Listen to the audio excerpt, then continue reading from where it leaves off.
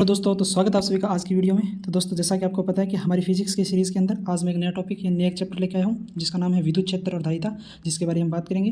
तो उसी प्रकार जैसे पिछले चैप्टर के बारे में हम बात की थी कि वो एक शॉर्ट नोट्स टाइप होगा, एक रिवीजन टाइप, जिसमें इंपॉर्टेंट फॉर्मूला और इंपॉर्टेंट कॉन्सेप्ट की बात करेंगे। तो ठीक है दोस्तों, स्टार्ट करते हैं आज की वीडियो। और ये आप देख सकते हैं ये किसके लिए, कौन से एग्जाम्स के लिए इंपॉर्टेंट है। तो NPCIL, बार्क, जो NPCIL, बार्क और जो RORM टेक्निकल एग्जाम है उनके लिए जो वीडियो इंपॉर्टेंट होने वाला है। ऑल टाइप जो PCM बेस पे जो कॉम्पिटिशन एग्जाम होते हैं उन सभी के लिए ये वीडियो इंपॉर्टेंट है। चलिए दोस्तों स्टार्ट करते हैं आज की वीडियो। तो सबसे पहले हम बात करते हैं एक कूलाम आवेश। तो एक कूलाम आवेश में कितने इलेक्ट्रॉन होते हैं। तो देखिए एक कूलाम आवेश में होते हैं 6.25 × 10⁻18 इलेक्ट्रॉन होते हैं। उसके बाद आता है कि विद्युत द्विध्रुव के अक्ष पर स्थित किसी बिंदु पर इलेक्ट्रॉन यानी विद्युत क्षेत्र का मान क्या होगा। अगर किसी विद्युत द्विध्रुव के अक्ष पर कोई बिंदु स्थित है तो उस पर विद्युत क्षेत्र का मान इलेक्ट्रॉन जो इलेक्ट्रिक फील्ड कितना होगा। तो उसका जो फॉर्मूला है वो है 2 r है जो उस बिंदु से दूरी है, और K जो विद्युत नियतांक है, और P होता है वो द्विध्रुव आघूर्ण है, द्विध्रुव है। ठीक है, तो 2kp/r3। उसके बाद इसी प्रकार निरक्षर के अंदर अगर ये x की पर होगा तो ये 2kp/r3 होगा, अगर निरक्ष पे होगा तो kp/r3 होगा, सिंपल kp/r3 होगा। ठीक है दोस्तों, अब उसके बाद आगे चलते हैं। आगे आता है कि कोई भी अगर विद्युत द्विध्रुव अगर किसी विद्युत क्षेत्र के अंदर लाया जाता है तो वो कितना बल महसूस करता है। यानी अगर किसी विद्युत द्विध्रुव को विद्युत द्विध्रुव नहीं, किसी आवेश को अगर किसी विद्युत क्षेत्र के अंदर लाया जाता है, अगर किसी विद्युत क्षेत्र Q को जब किसी क्षेत्र के अंदर लाया जाता है तो वो कितना बल अनुभव करता है। तो बल का मान है F बराबर में QE। Q आवेश है और E विद्युत क्षेत्र है, तो F बराबर में QE आवेश अनुभव करता है। उसके बाद आता है जब समान विद्युत क्षेत्र में विद्युत में द्विध्रुव पर बल आघूर्ण, अगर कोई समान विद्युत क्षेत्र है उसमें विद्युत द्विध्रुव पर बल जो बल आघूर्ण है वो कितना होगा। तो बल आघूर्ण का फॉर्मूला होता है बल आघूर्ण बराबर में F × D। F तो बल हो गया, और D यानी जो आघूर्ण कर रही है उस आघूर्ण से उस बिंदु की दूरी, तो F × D, और ये सदिश गुणा है तो इसलिए इसको सदिश गुणा को साइन की फॉर्म में लिखेंगे तो QED। अब देखिए F को क्या लिख सकते हैं, F को अभी हमने बताया था, F को लिख सकते हैं QE। तो मैंने F की वैल्यू लिख दी QE, और D पहले से था तो J, ये टॉर्क यानी बल आघूर्ण को किससे डिनोट करते हैं, टॉर्क से डिनोट करते हैं। तो टॉर्क बराबर में आ गया QED sin थीटा, और QED sin थीटा के अंदर अगर हम Q और D को लिखते हैं, Q और D को P जो विद्युत द्विध्रुव आघूर्ण उसको क्या लिख सकते हैं, Q × D लिख सकते हैं। तो हमने Q और D को पास मिलाकर इसको P बना दिया, तो विद्युत द्विध्रुव आघूर्ण जो बन गया, फॉर्मूला बन गया टॉर्क बराबर में PE sin थीटा। ये हमारा फाइनल फॉर्मूला है, तो इसको ध्यान में रखना है। किसी भी विद्युत क्षेत्र के अंदर द्विध्रुव पर बल आघूर्ण होता है उसका फॉर्मूला होता है J = PE sin थीटा, ये फॉर्मूला होता है। ठीक है दोस्तों, चलते हैं उसके बाद नेक्स्ट।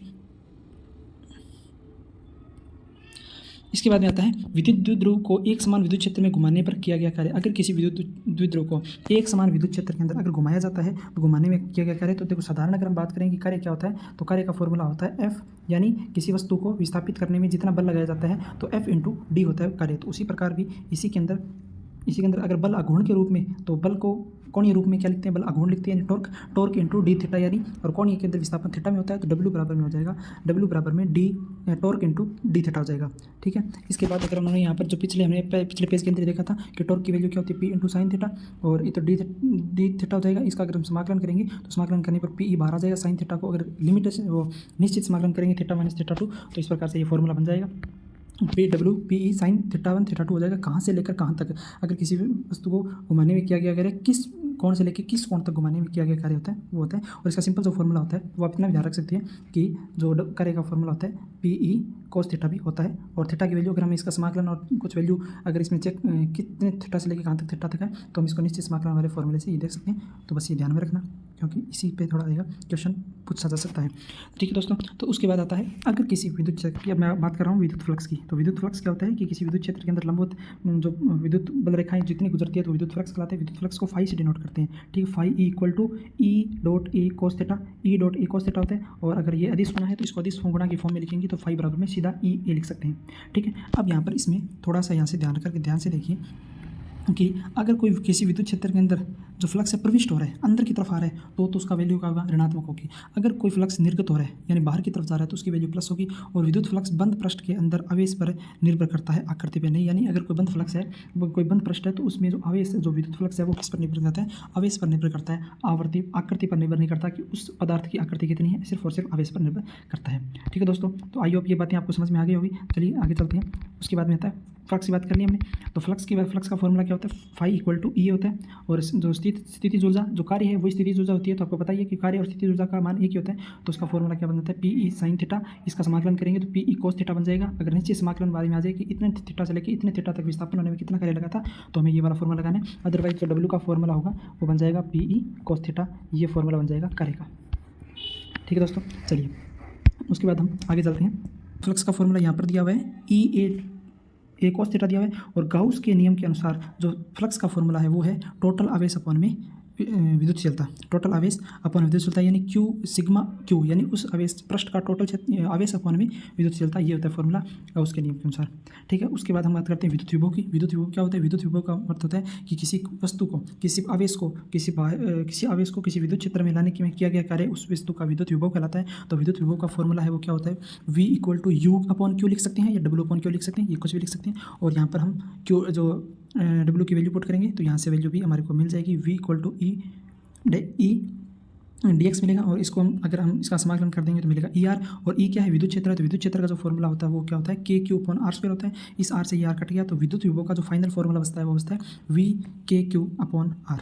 विद्युत विभव का जो फाइनल फॉर्मूला बचता है वो ये है के क्यू अपॉन आर।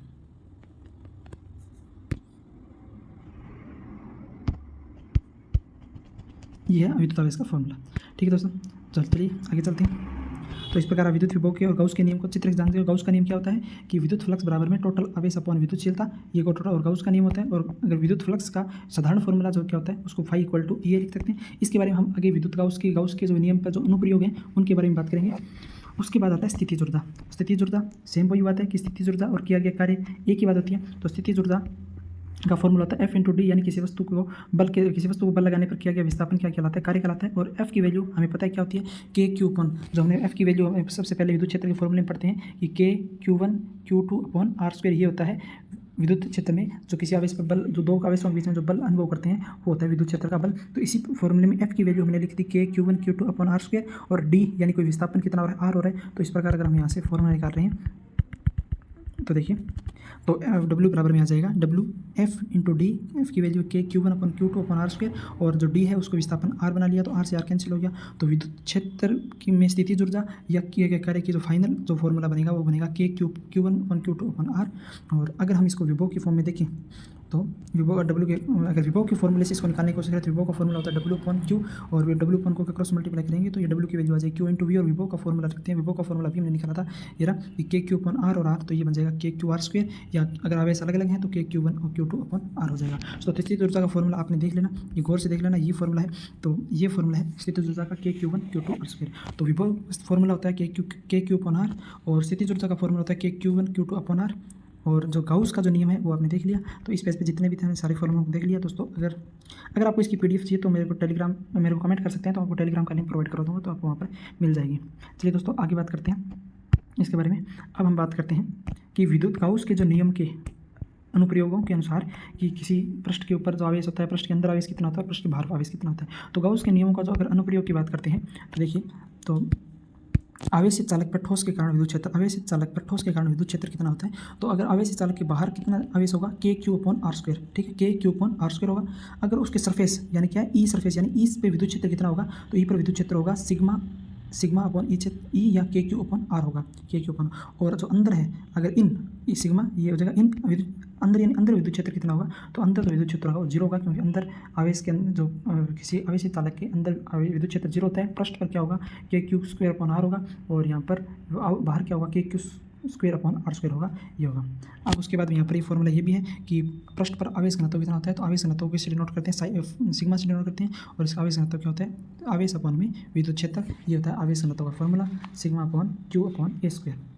ठीक है दोस्तों, आगे चलते हैं। अब ये तो था आवेशित चालक पर विद्युत क्षेत्र ठोस। अगर होता है अनावेशित चालक, आवेशित चालक है जो कुचालक के कारण है, आवेशित ठोस है उस पर कुचालक पर जो विद्युत क्षेत्र कितना होगा। तो देखनी बाहर की साइड तो क्या होगा, सेम ही होगा, K Q upon R square होगा, K Q upon R square होगा, ठीक है। उसके बाद होगा सरफेस पे, तो सरफेस पे कितना होगा, K Q upon R square होगा, और अंदर कितना होगा, तो ये होगा K Q upon are 3 into में डॉट आर, ठीक है, के क्यू अपॉन आर 3। तो ये थोड़ा ध्यान रखना, इसमें पूछा नहीं जाता है, बट इसमें कई बार आपको सीधा 4 ऑप्शन में से कौन सा सही है कौन सा गलत है, तो इस प्रकार पूछ लिया जाता है। तो इनमें थोड़ा सा 2-3 बार लिखने की ट्राई करेंगे तो याद हो जाएंगे। आवेशित ठोस चालक के बाहर की साइड क्या होता है, के क्यू अपॉन आर स्क्वायर, अंदर होता है सरफेस पे के क्यू आर स्क्वायर, और अंदर की तरफ साइड होगा के क्यू अपॉन आर की पावर 3 और इंटू आर। ठीक है दोस्तों, चलिए नेक्स्ट पेज पे चलते हैं।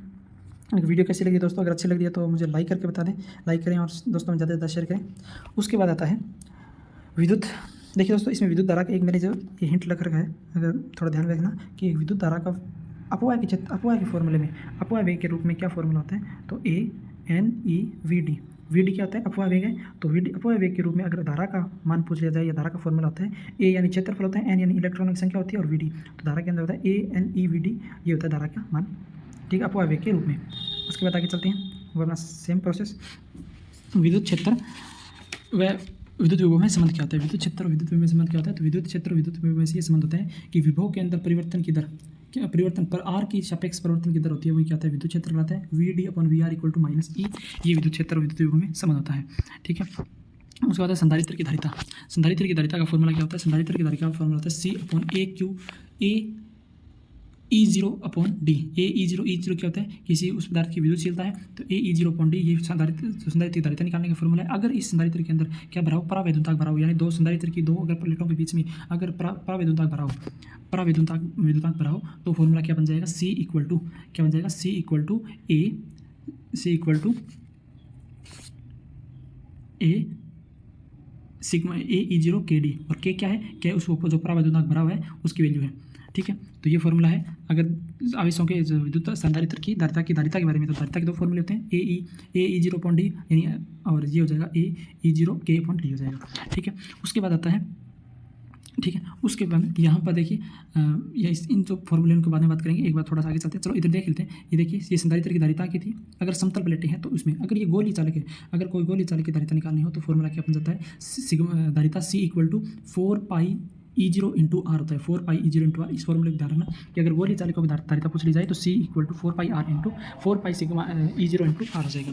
अगर देखिए उसके बाद आता है कि अगर यहाँ पर तो दिखा है पूरा परावैद्युतांक भरा हो, ठीक है ना, अगर यहाँ पर पूरा परावैद्युतांक भरा है, अगर इसी के अंदर थोड़ा कम परावैद्युतांक भरा हुआ है, अगर किसी कुछ दूरी के अंदर, यानी मान लो दो प्लेटें एक है, इसमें कुछ दूरी के अंदर परावैद्युतांक भरा है, बाकी खाली जगह है, तो उस केस के अंदर जो धारिता का फॉर्मूला क्या होगा, तो उस केस के अंदर धारिता का फॉर्मूला हो जाएगा CAE0 upon D minus D और ब्रैकेट 1 अपॉन K हो जाएगा। K क्या होगा, उस परावैद्युतांक का मान होगा, तो ये फॉर्मूला हो जाएगा अगर आंशिक रूप से भरा हुआ हो। अगर ये गोली चालक के अंदर भरा हो तो 4π सिग्मा E0 इंटू आर हो जाएगा, और अगर किसी संधारित्र की धारिता निकालनी हो तो फॉर्मूला हो जाएगा C equal to A0 upon D हो जाएगा। अगर परावैद्युतांक भरा हो तो फॉर्मूला हो जाएगा C into AE0 K into D।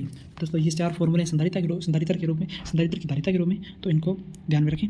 उसके बाद हम चलते हैं संधारित्र का अगर श्रेणी क्रम में संयोजन कैसे होता है और समांतर क्रम में संयोजन कैसे होता है। तो संधारित्र का जो श्रेणी क्रम में संयोजन होता है वो व्युत्क्रमानुपात है या व्युत्क्रमानुपात के रूप में होता है, यानी 1/C equal to 1/C1 plus 1/C2 1/C3, ये होता है संधारित्र का श्रेणी क्रम में संयोजन। ठीक है, इसमें क्या होता है, श्रेणी क्रम में हमेशा क्या चीज़ रहती है, श्रेणी क्रम में कोई भी चीज़ है उसके अंदर या तो धारा है, तो धारा प्रतिरोध की बात करेंगे तो धारा समान रहती है, तो यहाँ पर अगर संधारित्र की बात करेंगे तो आवेश समान रहता है। तो ये ध्यान में रखें, ये एकदम बिल्कुल याद रखने वाली चीज़ है कि श्रेणी क्रम में हमेशा कौन सी चीज़ समान रहती है, आवेश समान रहता है। इसी प्रकार अगर हम समांतर क्रम की बात करें तो समांतर क्रम में कौन समान रहता है, विभव समान रहता है। समांतर क्रम में विभव समान रहता है और फॉर्मूला क्या बनता है, C equal to C1 plus C2 plus C3, यानी इसे साधारण सीधे जोड़ देते हैं C1 plus C2 plus C3, और श्रेणी क्रम में 1/C1 प्लस 1/C2 1/C3 तीनों को ऐड किया जाता है।